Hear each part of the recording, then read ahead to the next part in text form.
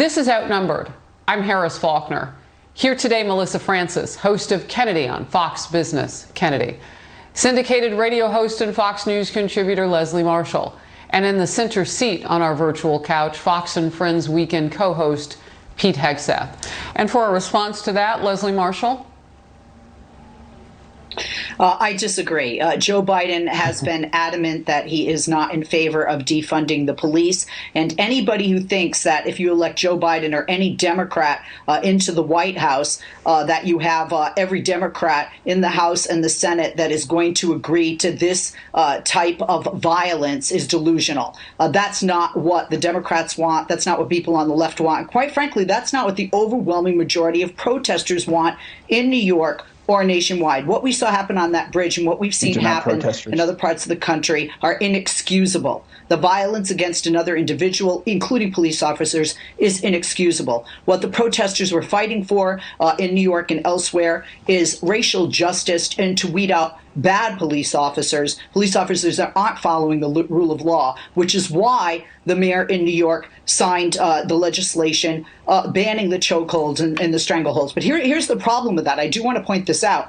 You know, here in Los Angeles, we've had since the 80s a ban on chokeholds. In New York, it's been since November of 93. And the problem is it hasn't been effective because there's been lax enforcement. And if that continues going forward, the legislation doesn't matter.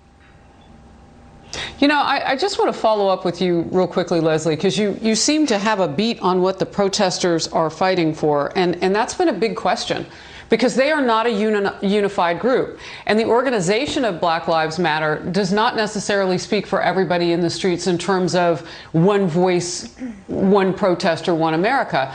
So you have come across this information how, and are you certain that's what they all want? Well, first of all, here in Los Angeles, in Santa Monica at the very beginning, I was there among protesters. Secondly, my radio show, which is on weekdays, there are people that are calling in throughout the country as to what they protest, and other leaders of organizations, Black Lives Matter as an example, who I've interviewed on my show. The majority of people, if you talk to them, and if you look at the polling in this country, the majority of people, quite frankly, the protesters are on the same page. It is this minority of individuals that have infiltrated these groups and that are seeking to be violent against, it seems, almost everyone, especially the police, that quite frankly are making this mission and this cry for racial justice not front page news, but the middle of the page. And what happens on the front page? The violence is what we see, and that is completely contrary to what the protesters and Americans wanted in the first place. You called Leslie by name. We'll give her the last word before we move on. Leslie? I'm confused in Portland as to why the people would want to have an occupation zone, because if they look at what happened in Seattle on Capitol Hill, that was disbanded. What they were requesting in the beginning, like Kennedy had referred to earlier, and I agreed with everything she said, Kennedy, 100% there. Look, the problem here seems to be, according to the mayor of Portland, who does not have the authority to say to federal officers that have come into his city, now you need to leave. They are there legally and within their right to protect their property and their buildings. Part of the problem seems to be when they've come outside of that area, their jurisdiction, if you will, and there was a lot of anger over the weekend when a peaceful protester holding a speaker was hit in the face by one of those federal officers and suffered a skull fracture. So that seems to have ignited some of this. But all of these occupation zones, Harris, I would agree, you raised a very good point. A lot of people say, Occupy Wall Street. When did that happen? What was that about? And what came of it? I don't think occupying these areas is very successful. We saw that in Seattle. Like I said, perplexed why they want to try for it in Portland. Fox News alert, new reaction after a shakeup in the Trump campaign team.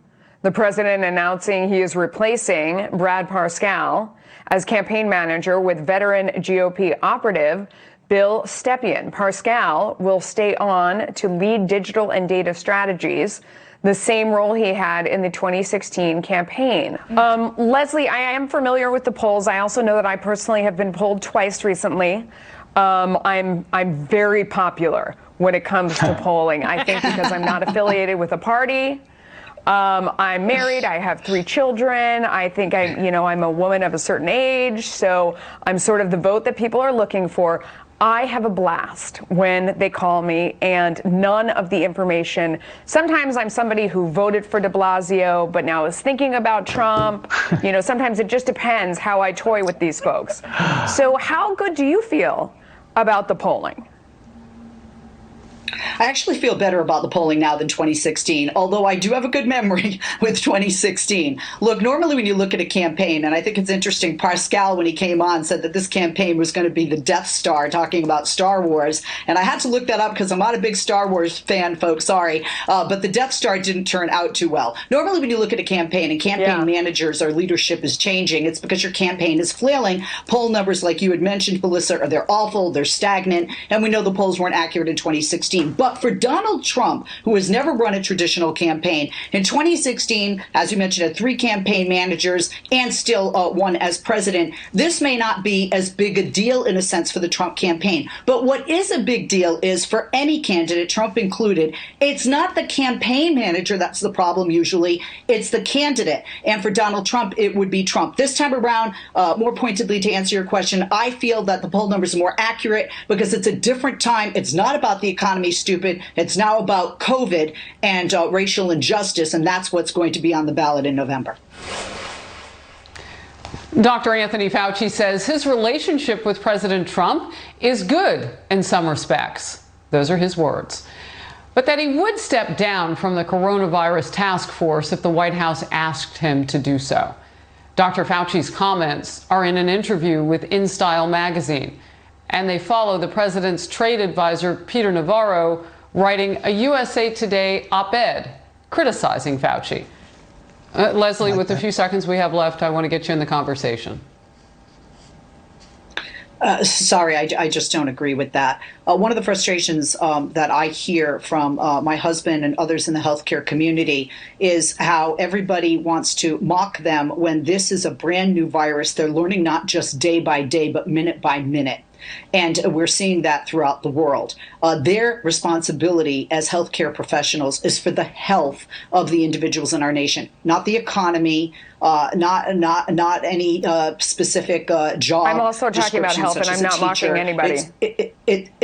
I'm saying it just has to do with the health. The problem that they have are a lot of the decisions or lack of decisions and lack of leadership or lack of following that leadership are leading to, as we see in Texas, Arizona, here in California, and in Florida, ICUs that don't have enough beds in hospitals. We're seeing the healthcare industry and healthcare workers overburdened, quite frankly, because a lot of people who mock all of them run to them, the ER and the ICU, when they're sick. And what they want is for us as a society to get together. The thing I was bothered by Peter Navarro or this administration is we need as people, this is not and should not be political, left or right, to look to our leaders to unite us in a way forward and out of this so that COVID can be in our rearview mirror. I don't see that when you're mocking somebody on the COVID task force, such as Navarro did with Dr. Fauci.